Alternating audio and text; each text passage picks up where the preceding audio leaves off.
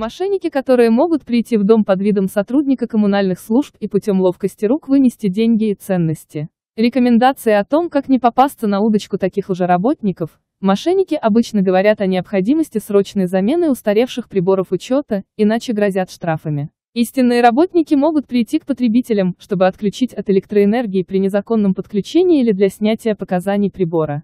Если счетчик находится в доме, то сотрудник в обязательном порядке должен показать документы и объяснить, с какой целью пришел. Если же вне помещения, записать показания самостоятельно. Это все причины, по которым могут прийти электрики. Все остальные вопросы решает энергосберегающая организация, и все платежи производятся через кассу. Водоканал псевдоработники, как правило, приходят с предложениями о замене счетчиков или об установке очищающих фильтров на воду. В то время как контролеры могут посещать жителей в 3 случаях: для снятия показаний счетчиков, с целью осмотра соблюдения потребителями правил пользования водой и по заявке самих граждан. За все услуги платить нужно только через кассу. Единственное, из этой категории исключаются задолжники за канализацию. Однако, всегда должны выдаваться чеки и копии актов при замене счетчиков. Газ и вентиляция – это одна из любимых сфер мошенников. Тут уже сотрудники обычно грешат на неисправности. Да и определить, аферист пришел или нет,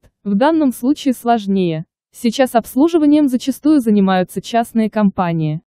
Поэтому для разоблачения надо звонить в ту организацию, которая оказывает услуги непосредственно для жителей данного дома. За замену какого-либо газового оборудования предусматривается оплата, но должен выдаваться подтверждающий документ.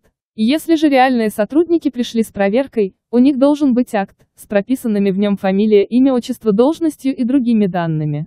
Кроме того, частные организации – это не госорган, обязать проходить проверку кого-либо они не имеют права. Поэтому можно обращаться в любые другие компании. КСК. Тут ненастоящие сотрудники зачастую приходят с проверкой сантехники или отопления из-за течи у соседей, предлагая исправить положение за вознаграждение. Чтобы обезопасить себя, надо знать, что электрики и сантехники КСК обслуживают только общедомовое имущество. В квартирах они работают исключительно по вызову. Причем стоимость услуг надо узнавать предварительно. Зная это, не лишним будет позвонить в КСК и проверить данные человека. Вывод: у истинных коммунальщиков должно быть служебное удостоверение или бейдж. Любое обследование они должны производить в присутствии хозяина жилья, а при обнаружении нарушений составлять официальный документ, акт. Важно не давать деньги авансом и без чеков, следить за тем, чем занят работник.